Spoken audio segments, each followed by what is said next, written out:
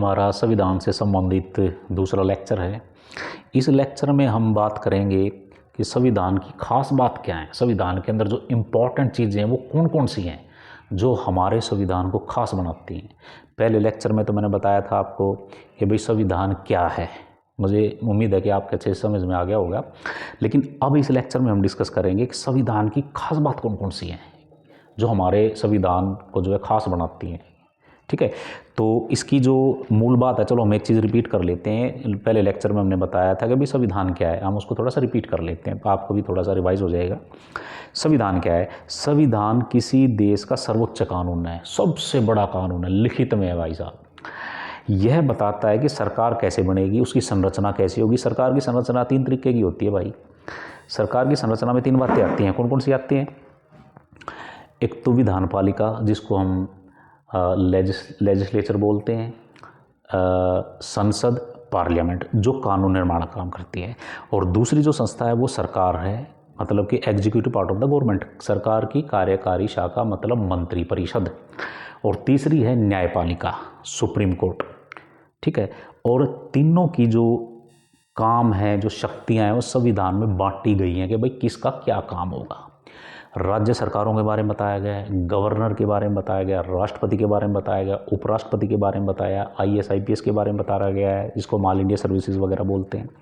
ठीक है ना, तो वो बहुत सारी जो चीज़ें हैं, जैसे फंडामेंटल राइट्स हैं, फंडामेंटल ड्यूटीज़ हैं, वो हर चीज़ जो है संविधान में बयां की गई है कि भाई इनकी ये शक्तियाँ होंगी, इनका ये दायरा होगा, ये इस तरीके से काम करेंगे।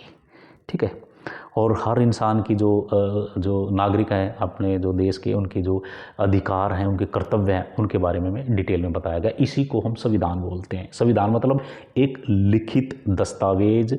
उस दस्तावेज के अंदर सरकार की संरचना, उसके कार्य और उसकी शक्तियाँ कौन सी होंगी, और नागरिकों के अधिकार क्या होंगे, उनके कर्तव्य क्या होंगे, उनकी डिटेल में व्याख्या की गई है। इसको हम संविधान बोलते हैं। अब आ जाते हैं हम संविधान का जो निर्माण है, इसकी खास बातों की हम जिक्र कर रहे हैं। तो ये संविधान सभा द्वारा इसको जो है निर्मित किया गया था, और संविधान सभा का 1946 में गठन किया गया था। और संविधान सभा की जो प्रारूप समिति थी, ड्राफ्ट कमेटी, उसके जो अध्यक्ष थे वो डॉक्टर भीमराव अंबेडकर थे, जिनको हम भारतीय संविधान का जनक भी बोलते हैं। इसमें थोड़ा डिफरेंस है। संविधान सभा के जो अध्यक्ष थे वो थे डॉक्टर राजेंद्र प्रसाद, और जो प्रारूप समिति थी उसके जो अध्यक्ष थे वो थे डॉक्टर भीमराव अंबेडकर। ठीक है, इन्हीं को जो हम भारतीय संविधान का शिल्पकार बोलते हैं। और 26 नवंबर 1949 को संविधान को अपनाया गया था, इसलिए इसको हम संविधान दिवस के रूप में मनाते हैं। और कुछ अनुच्छेद 26 नवंबर 1949 को ही लागू कर दिए थे। वो कौन कौन से अनुच्छेद थे वो हम डिटेल में आगे डिस्कस करेंगे। और 26 जो जनवरी 1950 को जो है संविधान पूरा लागू कर दिया था, और इसी दिन को हम गणतंत्र दिवस के रूप में मनाते हैं। आगे देखिए इसमें, और इसकी जो विशेषताएं हैं, विश्व का जो सबसे विस्तृत लिखित, जब ये संविधान बनाया गया था उसके अंदर 395 जो है अनुच्छेद थे, 22 पार्ट्स थे, ध्यान रखना। और 395 अनुच्छेद, 22 पार्ट्स और 8 अनुसूचियाँ थी। और संघीय व्यवस्था, केंद्र राज्य, संघीय व्यवस्था है। संघ मतलब, संघ क्या कहेंगे? राज्यों का संघ। हमारे देश में जितने भी राज्य हैं उन सबको मिला करके क्या बोलेंगे हम? संघ बोलेंगे। ठीक है, इसमें संघात्मक प्रवृत्ति भी है और एकात्मक भी है। मतलब कि ये भी हो सकता है कि पूरे देश में जितने भी हमारे स्टेट्स हैं उसमें चीफ मिनिस्टर, गवर्नर है, जो केंद्रीय सूची है या राज्य सूची है।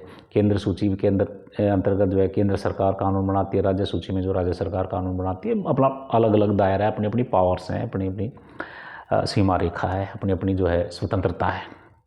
लेकिन कई बार क्या होता है कि पूरे देश के अंदर अगर हम चाहे केंद्र सरकार ही उस पर जो है शासन करे, जैसे कि आर्टिकल कितना है, 352 और 356। 352 के अंतर्गत क्या होता है कि कोई गृह युद्ध हो जाए, किसी दूसरे देश के साथ युद्ध हो जाए, ठीक है ना, इस सिचुएशन में क्या होती है, 352 लगती है, राष्ट्रपति शासन, क्योंकि सारी सत्ता जो है केंद्र सरकार के पास चली जाएगी। तो इसको बोलेंगे एकात्मक व्यवस्था, यूनिटरी। ठीक है ना, क्योंकि एक ही आदमी के पास एक ही जगह पावर चलेगी केंद्र सरकार के पास। मान लिया हरियाणा में या पंजाब में कोई गृह युद्ध होता है या कोई और डिस्टर्बेंस हो जाए या पाकिस्तान के साथ युद्ध हो जाए, तो वो जो है 352 जो है वहाँ लग जाएगी, तो उसकी जो सत्ता है सरकार केंद्र सरकार के पास चली जाएगी। ठीक है ना, तो इसी को हम एकात्मक बोलते हैं। आगे भी हम डिस्कस करेंगे, इनको डिटेल में डिस्कस करेंगे। फिर है संसदीय शासन प्रणाली। संसदीय शासन प्रणाली के अंतर्गत राष्ट्रपति एक औपचारिक प्रमुख होता है, प्रधानमंत्री वास्तविक, क्योंकि राष्ट्रपति नामात्र होता है, सारी जो पावर्स है प्रधानमंत्री यूज़ करता है। एकल नागरिकता, स्वतंत्र न्यायपालिका, सुप्रीम कोर्ट स्वतंत्र है, किसी के अंडर काम नहीं करता है। सुप्रीम कोर्ट जो है संविधान का गार्जियन भी होता है, संविधान की रक्षा करने वाला होता है, संविधान की जो है व्याख्या करने वाला भी होता है। जब किसी कुछ समझ में ना आए तो सुप्रीम कोर्ट उसकी व्याख्या करेगा, भाई इस कानून का मतलब ये बनता है।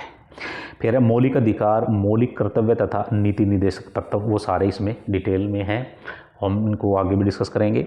फिर है मूल अधिकार, फंडामेंटल जो राइट्स हैं हमारे, वो कौन कौन से हैं। समानता का अधिकार 14 से 18 आर्टिकल में दिए गए हैं।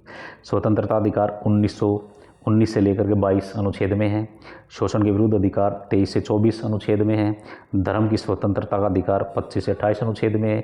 संस्कृति और शिक्षा संबंधी अधिकार अनुच्छेद 29 से 30 में है। संवैधानिक उपचारों का अधिकार अनुच्छेद 32 में है। ये सबसे इम्पॉर्टेंट है भाई साहब, इसी को हम संविधान की आत्मा भी बोलते हैं। कई बार क्वेश्चन आ जाता है ना भाई, संविधान की आत्मा किसे बोलते हैं। आर्टिकल 32 को संविधान की व्याख्या बोलते हैं। वो इसलिए बोलते हैं कि अगर आपके फंडामेंटल राइट्स का वायलेशन होता है तो अंडर आर्टिकल 32 सुप्रीम कोर्ट में जा सकते हो, और अंडर आर्टिकल 226 आप हाई कोर्ट में जा सकते हो। अगर आपके फंडामेंटल राइट्स का जो है वायलेशन होता है, उसमें 5 रिट्स जो हैं जारी करते हैं, वो रिट्स की हम अलग से वीडियो बनाएंगे, आगे सारा डिटेल में डिस्कस करेंगे हम आगे। तो ये फंडामेंटल जो है इसके जो राइट्स हैं हमारे, और इसमें एक अधिकार और जोड़ा गया था, शिक्षा का अधिकार 21A के तहत। इसमें क्या होता है कि 6 से 14 वर्ष तक के बच्चों के लिए मौलिक अधिकार बना दिया था। ये तकनीकी रूप से 7 है, मतलब देखे जाए तो बेसिकली तो 6 ही फंडामेंटल राइट्स हैं, वो अभी यही काउंट करो, बाकी बाद में डिस्कस करेंगे। और जो इसमें directives principles of the state policy, नीति निर्देशक तत्व, अनुच्छेद 36 से 51 है। ठीक है ना, तो समान काम के लिए समान वेतन, ग्राम पंचायतें, गरीबी हटाना, तो मतलब ये सारी की सारी ये वो टॉपिक्स हैं, ये सब्जेक्ट्स हैं जिन पे जो है केंद्र सरकार राज्य सरकार अपनी पॉलिसी बनाती है। क्योंकि संविधान, जब सरकार कोई भी नीति बनाएगी, वो कार्यक्रम बनाएगी, तो ये सरकार क्या करती है, चाहे राज्य सरकार या केंद्र सरकार, वो जो संविधान में जो चीज़ दी गई उसी के दायरे में बनाएगी, लोगों का मैक्सिमम वेलफेयर है। ठीक है ना, वो सारे टॉपिक्स इसमें दिए गए। फिर मौलिक कर्तव्य हैं, मौलिक कर्तव्य जो है 51A के अंदर दिए गए हैं, इसकी एक वीडियो भी बनाएंगे हम सेपरेट। ठीक है ना, टोटल जो हमारे जो कर्तव्य हैं वो हैं 11। बेसिकली क्या है कि जो स्टार्टिंग में जो मौलिक जो कर्तव्य दिए गए थे वो 10 थे, लेकिन बाद में जो है एक 11वां और बढ़ा दिया था। ठीक है, आगे उसकी इसमें जो भाग संविधान के पार्ट्स कितने हैं, इसमें टोटल 25 पार्ट्स हैं। ठीक है, जो मूल रूप से थे उसके 22 थे। ठीक है ना, और जो टोटल अनुच्छेद थे वो 395 थे। अब जो है 25 तो पार्ट्स हैं इसके संविधान के। ठीक है, और इसमें जो अनुसूचियाँ हैं वो 12 अनुसूचियाँ दी गई हैं। जो स्टार्टिंग में थी वो 8 थी, और 470 के लगभग जो है अनुच्छेद हो गए हैं, और अमेंडमेंट भी बहुत सारे हो गए हैं, 120 ऊपर से जो है इसमें अमेंडमेंट चले गए हैं इसमें। तो आगे और देखते हैं इसमें कुछ महत्वपूर्ण जो अनुच्छेद हैं वो कौन कौन से हैं भाई। अनुच्छेद 1 संविधान का, भारत एक संघ राज्य है। 14 विधि के समक्ष समानता, कानून के सामने सब समान है, चाहे राष्ट्रपति है, चाहे अमीर आदमी, चाहे गरीब आदमी, भिखारी, कानून के आगे सब समान है।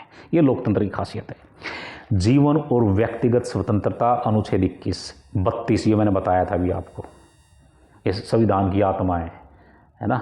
कॉन्स्टिट्यूशनल रेमेडीज का जो राइट है, संवैधानिक उपचारों का अधिकार। और 44 समान नागरिक संहिता, और 51 मौलिक कर्तव्य है। ये याद रखना, ये अनुच्छेद ये आपके याद करने के हैं। फिर 370 है, इसमें कश्मीर को जो एक स्पेशल दर्जा दिया गया था, लेकिन अब वो हटा दिया है। फिर 356 में राष्ट्रपति शासन, 352 में भी और 356 में भी। और 368 जो है संविधान को संशोधन करने की, संविधान में बदलाव की जो प्रक्रिया है वो उसका डिस्कस किया गया, इसमें जिक्र किया गया है। और संविधान की जो प्रस्तावना है सबसे इम्पॉर्टेंट है, ठीक है। हम भारत के लोग भारत को एक संपूर्ण प्रभुत्व संपन्न समाजवादी पंथनिरपेक्ष लोकतंत्रात्मक गणराज्य है ना, ये जो शब्द हैं, ये जो शब्द हैं इनको हम अलग अलग जो है इसको हम एक्सप्लेन करेंगे। और प्रस्तावना क्या है कि प्रस्तावना जो संविधान है ना एक्चुअली में अंदर क्या है, उसकी जो आत्मा है वो बाहर ही रिफ्लेक्ट होती है कि भाई प्रस्तावना में दिखेगा भाई संविधान के अंदर क्या है, ठीक है ना। जैसे समाजवादी पंथनिरपेक्ष लोकतंत्र है, ये न्याय, सबके लिए न्याय की व्यवस्था है, प्रभुत्व, हम किसी के कोई गुलाम नहीं है, हमारा देश जो चाहे वो काम करेगा, ठीक है ना, कि कोई धर्म भी, आप कोई भी धर्म ले सकते हो, आप कहीं भी आ जा सकते हो, सारी चीज़ें जो है प्रस्तावना में अच्छे से जो है डिस्कस की गई हैं। और अपनी तरक्की के लिए आप कोई भी रोज़गार कर सकते हो, कोई भी नौकरी कर सकते हो, आपके ऊपर कोई पाबंदी नहीं है। इंडिया की किसी भी कोने में जाओ, ज़मीन खरीदो या कुछ भी करो आप, ठीक है ना। लेकिन एक दो एक्सेप्शनल केसेस भी हैं, वो हम डिस्कस करेंगे आगे। तो संविधान की जो प्रस्तावना है वो बहुत इंपॉर्टेंट पार्ट है इसका, संविधान का। कई बार क्या होता है कि संविधान में कोई चीज़ एक्सप्लेन नहीं होती, क्योंकि जैसे जैसे टेक्निकल चेंजेस आ रहे हैं, समाज में परिवर्तन आ रहे हैं, तो भाई उसमें संविधान में अगर कोई चीज़ मेंशन नहीं है तो सुप्रीम कोर्ट क्या करता है कि संविधान का जो प्रीएम्बल है ना उसको देखता है कि भाई प्रीएम्बल के हिसाब से बात ठीक है या गलत है, तो उसके बाद वो सुप्रीम कोर्ट जो अपना जजमेंट देता है। तो जो प्रीएम्बल है बहुत इंपॉर्टेंट है। और संविधान के स्रोत, संविधान जब लिखा गया था कहाँ से हमने क्या क्या लिया था। ब्रिटेन से संसदीय प्रणाली, कानून का शासन, अमेरिका से मौलिक अधिकार, सर्वोच्च न्यायालय की शक्ति, आयरलैंड से नीति निदेशक तत्व, कनाडा से संघात्मक संरचना, अवशिष्ट जो शक्तियाँ, जर्मनी से आपातकाल इमरजेंसी की हम बात करते हैं, 352 की हम बात करेंगे। दक्षिण अफ्रीका से हमने संविधान संशोधन की प्रक्रिया जो 368 की हम बात करते हैं। सोवियत संघ मौलिक कर्तव्य है, ठीक है ना, फंडामेंटल ड्यूटीज़ हमारी वो जो 11 हैं वो भी डिस्कस करेंगे अच्छे से। तो ये संविधान की विशेषताएं थी, जो खास बात थी जो मैंने आपको बताई है संविधान की, ये जो बहुत इंपॉर्टेंट चीज़ें दी संविधान के अंदर। खास क्या है वो खास बातें मैंने आपको बताई हैं संविधान के अंदर, ये इंपॉर्टेंट चीज़ें दी गई हैं। तो मुझे उम्मीद है कि ये लेक्चर भी आपको पसंद आया होगा। Thank you very much. Feedback ज़रूर देना, बताना भाई कैसा लगा।